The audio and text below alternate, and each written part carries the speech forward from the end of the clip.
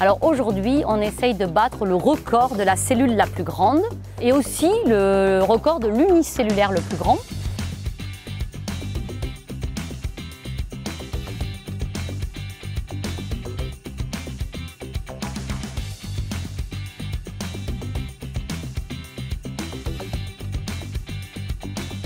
C'est un blob qui a 38 ans, il s'appelle l'U352. C'est un blob qui m'a été donné par un collègue allemand et on l'a choisi parce que c'est un blob extrêmement résistant. Il résiste aux changements de température, il grossit aussi beaucoup plus vite que les autres puisqu'il peut tripler de taille tous les jours.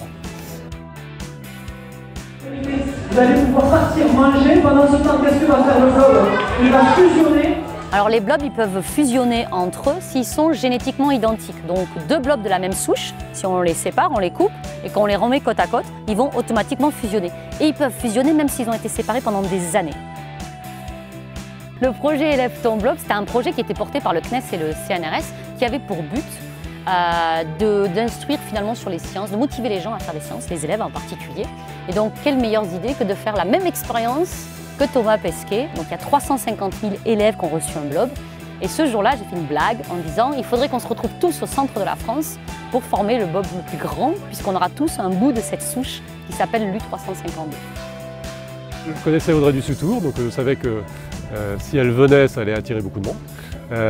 Et c'est une belle surprise parce qu'effectivement, on accueille là des enfants d'école maternelle, de collège, des parents, des grands-parents qui viennent accompagner, des établissements qui viennent de très loin.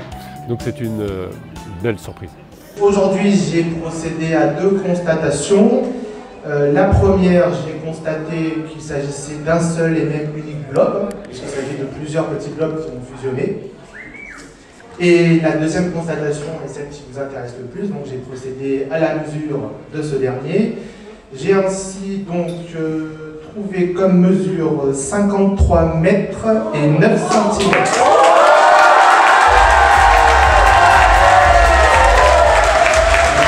Je peux donc vous déclarer que vous avez devant vous le blob le plus long du monde. Voilà.